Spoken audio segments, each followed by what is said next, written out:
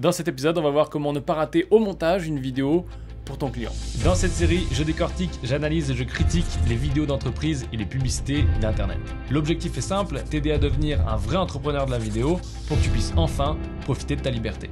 Mais pour ça, tu dois maîtriser non seulement la création vidéo et bien entendu le marketing pour pouvoir conseiller tes clients. Alors si toi tu veux devenir l'arme fatale de la création vidéo, bienvenue dans l'examen. Aujourd'hui, on va parler de lacets. On va parler de lacets, du moins on va parler de pas lacets. On va simplement regarder une pub qui est une pub pour Ikiz, c'est comme ça qu'on dit? Je sais pas. Mais en tout cas, c'est une pub qui est en même temps très réussie, en même temps très ratée.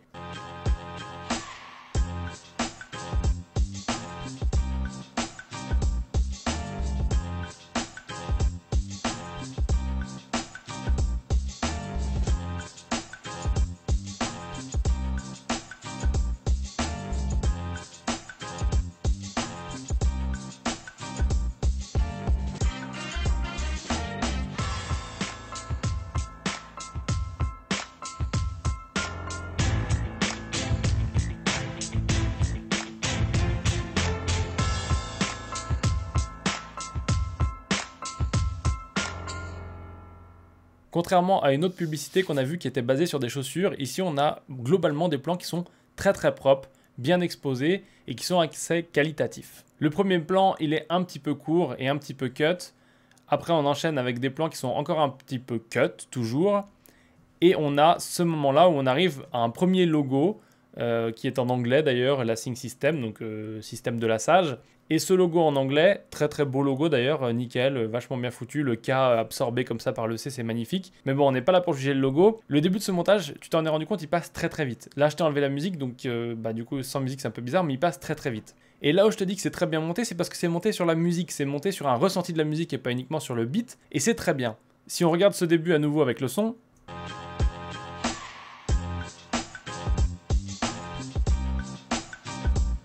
tu vois que c'est monté sur le beat et qu'il y a des petits cuts qui sont installés quand il retire les lacets de la chaussure. Alors c'est très bien de monter sur le beat, mais pas toujours. Et dans ce cas-là, monter sur le beat ou monter sur les éléments de la musique, on va voir que ça fait défaut tout au long de la vidéo parce que ça fait prendre des mauvaises directions et des mauvaises décisions pour le montage et donc ça atteint un petit peu la compréhension globale. Juste après ce plan, c'est dommage parce que si tu vois, quand je te le mets à vitesse normale et que je te le remets en arrière pour bien voir, on a le titre qui bouge parce que le plan il est un peu tremblotant. Et c'est dommage. À ce moment-là, soit tu traques le titre, parce que ça va être notre élément de référence, puisque tout le reste bouge sur le même plan. Soit si tu traques pas le titre pour qu'il bouge pareil, tu fais en sorte d'avoir un plan qui est fixe. Ça, c'est un gros problème. Au niveau de l'image, surtout quand c'est assez court comme ça, il ne faut pas que tu me crées deux plans. Un plan qui est fixe, parce que c'est le titre, c'est créé à l'ordinateur, il est fixe. Et l'autre plan derrière qui tremblote un petit peu. Tu as le droit de faire des plans qui sont à l'épaule, à la main, qui tremblotent un petit peu.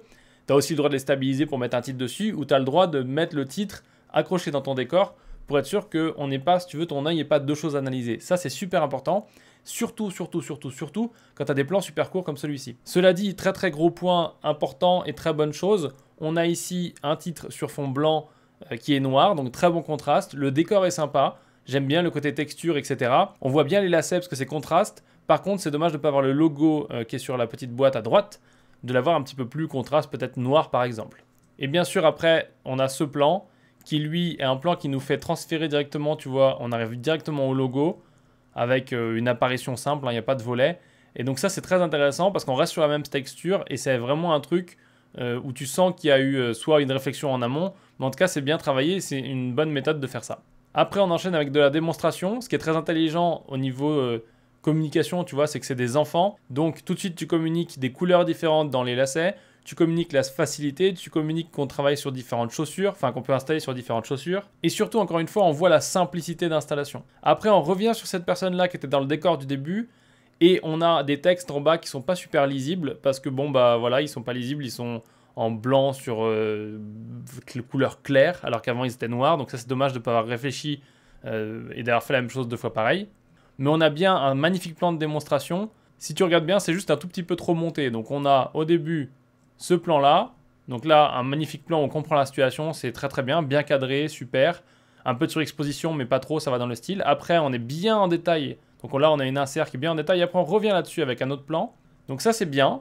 On voit encore le produit à droite, c'est très bien aussi. Au niveau du cadrage, c'est super parce qu'on se retrouve avec des plans de variétés différentes. qui sont tous bien bons, qui sont tous des bons plans utilisables, montables. Le problème, c'est qu'ils sont montés trop cut et c'est surmonté. Il y a trop de montage, il y a trop de cut pour montrer un truc qui est très très simple et où on pourrait se poser juste avec 2 plans, ça suffirait largement. Donc une fois qu'on a noué les chaussures, on peut aller courir, le message est clair, c'est les mêmes chaussures. Et là, le message est encore plus clair, tu les as nouées une fois, ils nous l'ont dit sur le texte d'avant qu'on n'a pas pu bien lire, cette fois-ci on voit mieux avec le contraste.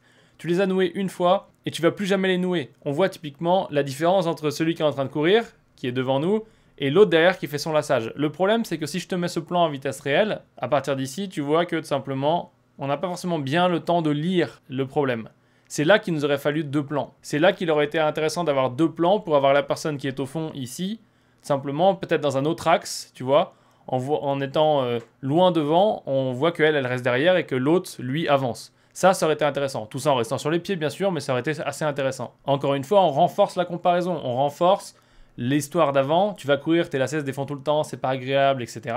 Ah, maintenant, t'as plus besoin de te faire chier avec tes lacets, c'est vachement simple. On est dans ce contraste. Et c'est ce contraste qui fait que le produit t'intéresse ou il t'intéresse pas. Parce que s'il ne change rien par rapport à tes lacets d'habitude et que tu peux pas te projeter dans une situation dans laquelle les choses changent, à ce moment-là, ce produit n'a aucun intérêt. Parce que là, le message qu'on veut communiquer avec ces plans-là et ceux qui suivent, c'est la facilité, c'est la fiabilité. Tu peux aller courir avec, ça va pas se détacher, tu vas pas te vautrer.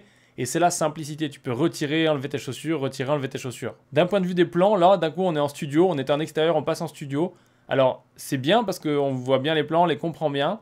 Mais je vois pas l'intérêt de passer en studio à ce moment-là. Ou alors, c'est pour faire un truc travaillé que tu peux pas faire à l'extérieur, ce qui n'est pas le cas ici. Par contre, l'avantage, c'est qu'effectivement, on voit bien les titres puisqu'on a un fort contraste et que tu as la possibilité de laisser de la place pour les titres juste en dessous. Maintenant, si on analyse le message, ici, c'est mettre et enlever vos chaussures. C'est très intéressant parce que c'est l'avantage de ces lacets. Tu n'as pas besoin de délacer à chaque fois. Et crois-moi, je déteste faire ça, donc je comprends bien le truc. Mais d'un point de vue réalisation, je trouve ça un peu cheap, je trouve ça dommage. C'est bien d'avoir mis du studio, mais ils auraient pu faire un truc super cool. Un truc comme fait Artlist très souvent, ou comme tu vois souvent sur Instagram, Facebook, etc., des vidéos de making-of, c'est de faire une réalisation où tu as du mouvement, où il se passe des choses, où tu as vraiment un travail de caméra et d'image, où tu peux tout simplement prendre du matériel, de la technique et du savoir-faire pour exprimer une idée de façon plus simple et plus percutante. Ce qu'ils auraient pu faire typiquement ici, c'est faire arriver la personne, donc la caméra au niveau du sol sur un travelling gauche-droite. La caméra est fixe, tu fais arriver la personne en face. Typiquement, ce qu'ils auraient pu faire ici, c'est faire caméra au sol, même studio. Donc caméra au sol, sur un travelling gauche-droite. Et tout simplement, tu as les pieds qui arrivent en face avec les premières chaussures de course. Après, tout simplement, la personne enlève les chaussures. La personne marche vers la droite. Gauche pour toi. Gauche. Et du coup, la caméra suit. Donc on suit les pieds qui sont pieds nus ou en chaussettes. Et derrière, elle remet d'autres chaussures. Et ça, c'est super intéressant parce que tu peux faire un changement d'ambiance, un changement de plein de choses. Et ça, encore une fois, c'est des choses que tu as vues énormément sur Internet. Ça demande un peu de technique, ça demande un peu de réflexion en amont, ça demande un peu de travail. Mais l'impact est énorme parce que tu pourrais, par exemple, avoir la personne qui quitte les chaussures de course avec les lacets simples de couleur et qui revient dans l'autre pièce pour mettre des chaussures du type chaussures du soir ou autres, qui sont un peu plus habillées pour montrer leur nouvelle gamme parce qu'ils ont une gamme avec des diamants dessus. Donc tu pourrais avoir ces trucs-là avec des diamants pour sortir le soir. Et ça permettrait de raconter encore mieux ce qu'ils veulent raconter, c'est-à-dire simplicité, fiabilité et surtout adaptabilité pour tout type d'occasion et différentes chaussures. Et ce qui est marrant, c'est que si on voit juste après ces plans-là, on a un plan dans la rue où une personne met ses chaussures. Et là, je te laisse analyser l'image, on va jouer à trouver Charlie. Qu'est-ce qu'ils veulent dire avec cette image à ton avis?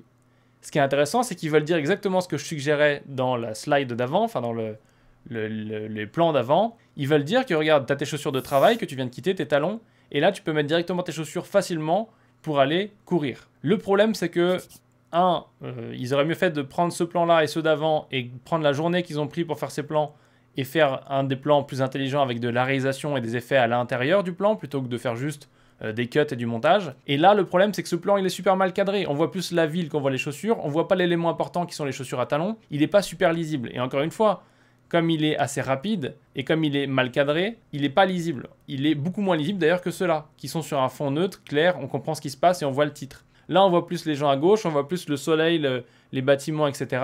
Et ce plan-là, il est un petit peu trop en contre-plongée. Tu vois, on aurait pu éliminer un petit peu le ciel et l'horizon et on aurait pu un petit peu panoter vers la droite pour avoir simplement quelque chose d'un peu plus sympa. Et bien sûr, limiter la profondeur de champ pour garder notre focus tout simplement sur les pieds et sur les chaussures à talons. Et là, encore une fois, je le répète, je le dis à chaque vidéo, je le dis à chaque épisode, très important, et la technique, le matos, etc.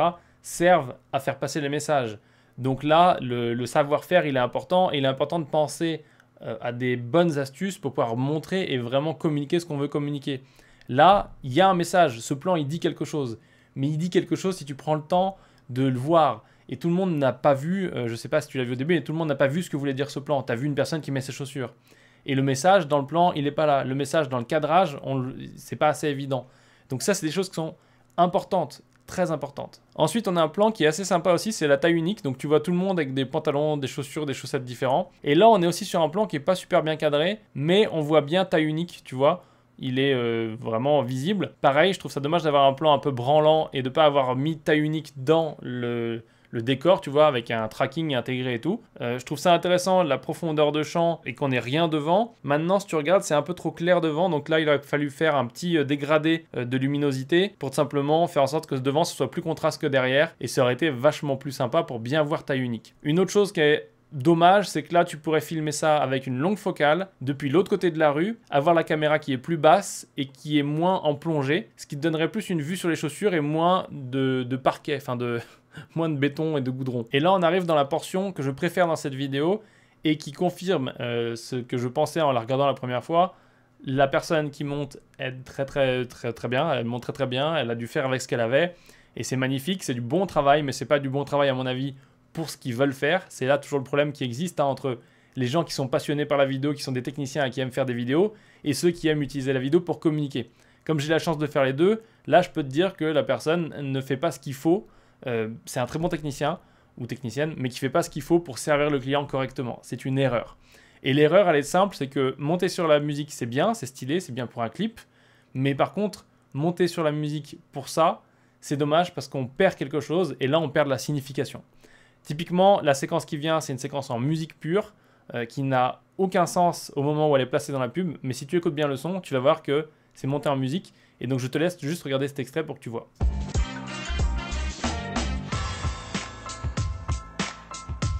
Je te le remets encore une fois. Regarde bien au moment où le mec saute. Il y a des super transitions, il y a un impact, c'est magnifique. Mais regarde bien ce qui se passe.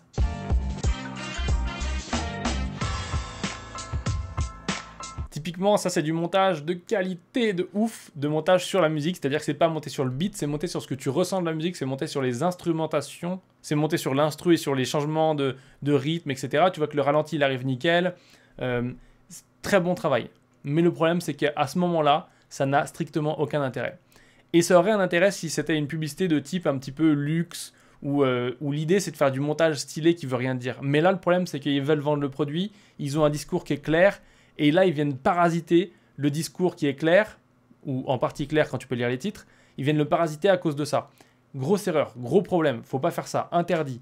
Et ça sert à rien, typiquement, d'avoir une boîte de prod, d'avoir des vidéastes qui font ça pour toi, si c'est pour faire quelque chose comme ça, parce que ça parasite le message que tu envoies à tes potentiels clients. Pour ce qui est de cette mini-séquence où on revient avec des titres, puisque tu as vu qu'il n'y avait pas de titre avant, c'est dommage parce que c'est un petit peu illisible. Alors, intéressant, j'aime bien l'aspect dense, les plans sont magnifiques, sont super bien faits, mais dommage. Je trouve ça dommage qu'on puisse pas lire ce titre. Pourtant, il est sur 2 images, mais on peut pas le lire. Et il aurait pu être plus contraste. Enfin, ça aurait pu être travaillé plus intelligemment. Et typiquement, après, on réenchaîne encore avec des effets qui sont pas très intéressants selon moi. Parce que là, tu vois, on voit moins les chaussures qu'on voit le décor du fond. Donc ça, ce plan, il est juste, à mon avis, mal monté. Parce qu'il aurait pu être monté plus tard. Et tu vois, ça, c'est un plan qui est un peu mieux. Parce qu'on a un fond qui est un peu plus neutre, qui nous bloque plus.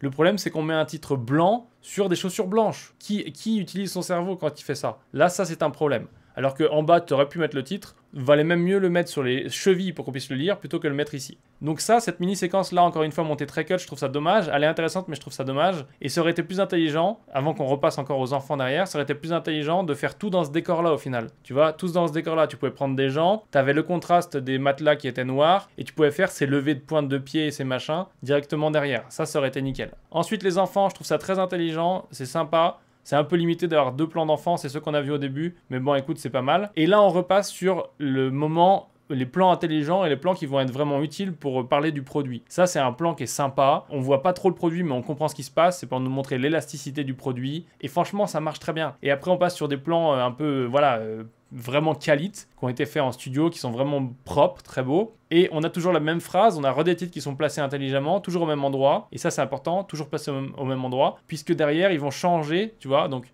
plus performante. Ensuite, on a un autre truc, les meilleurs.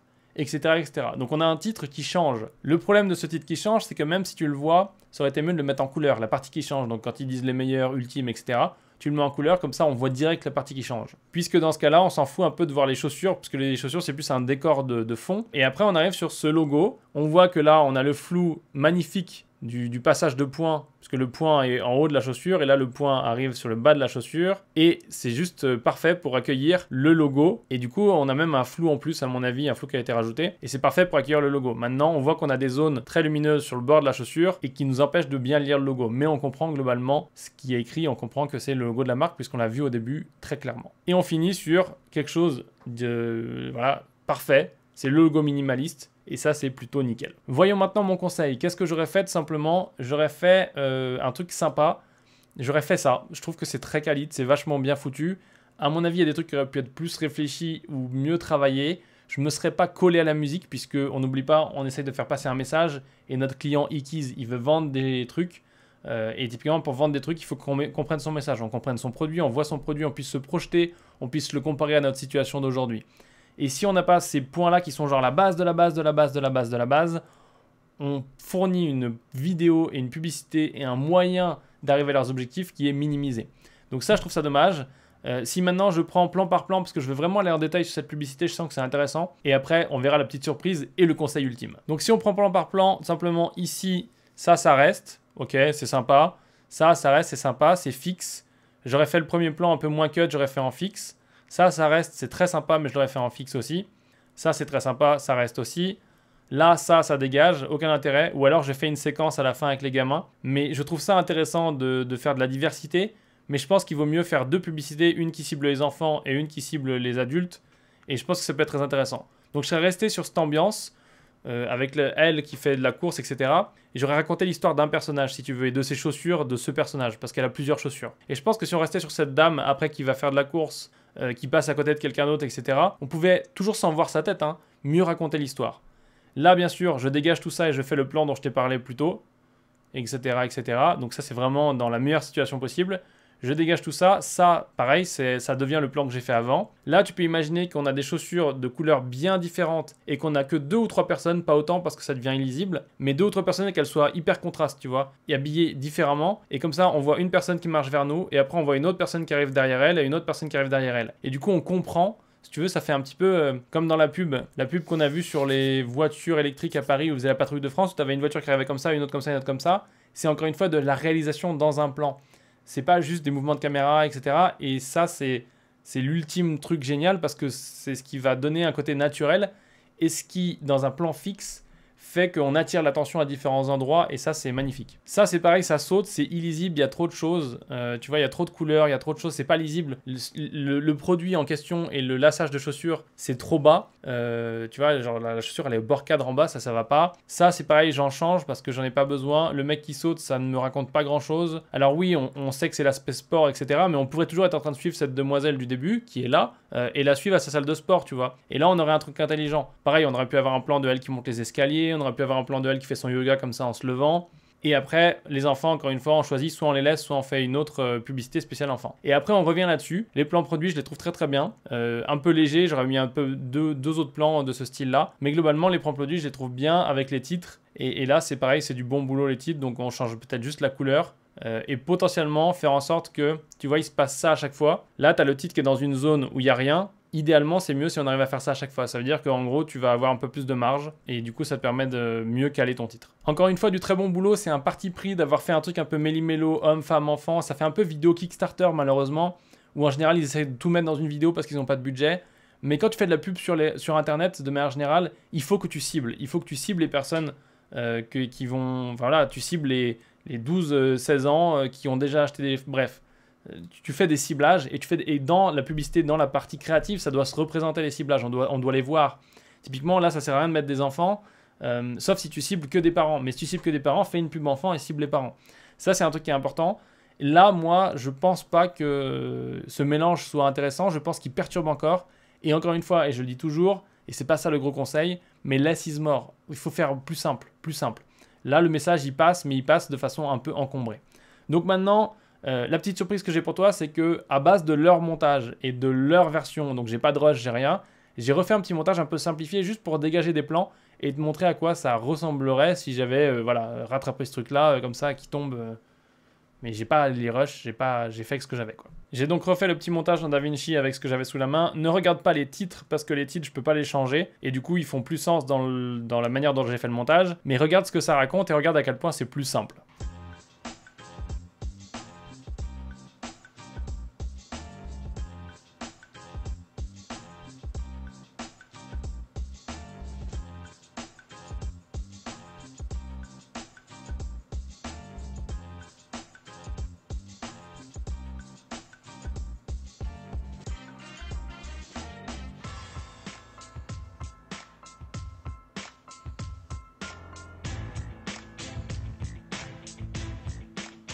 Tu vois, j'ai quand même gardé leur musique, elle tombe bien au niveau de la fin. J'ai laissé les enfants parce que je me suis dit que c'était bien les enfants qui sautent à la fin, c'était marrant. Mais on pourrait même tèche les enfants totalement. Ça manque de plans, hein, mais j'ai pas les rushs, donc je fais avec ce que j'ai. Mais voilà, là j'ai enlevé un peu de parasites, des choses qui sont pas essentielles. Et surtout essayer de garder une continuité. Maintenant, je pense qu'il y avait beaucoup mieux à faire avec cette publicité pour passer le message de façon beaucoup plus forte et pour faire quelque chose de beaucoup plus clair comme d'habitude. Mais ça, ça t'arrive des fois, tu peux pas t'en rendre compte. Des fois, tu prévois un truc et des fois, tu es juste pas bon. Des fois, tu vas juste simplement avoir un client qui vient à toi et qui va te dire « je veux une vidéo pour tel truc » et tu vas te lancer dans faire cette vidéo, tu vas dire oui sans poser de questions.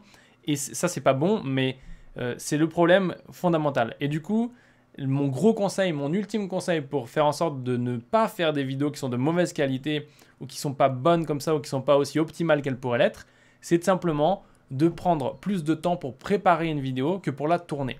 Je sais que tout le monde aime bien aller en tournage, aime bien faire du montage, aime bien s'amuser à faire de la vidéo, mais quand tu fais une vidéo pour un client, une publicité, tu n'es pas là pour t'amuser. Quand tu fais une vidéo pour un client, même si c'est ta passion, tu es là pour faire la meilleure vidéo possible qui va l'aider à atteindre son objectif. C'est ça qui fait de toi un professionnel. Et donc du coup, par définition, ça veut dire que tu dois faire une chose simple, c'est préparer.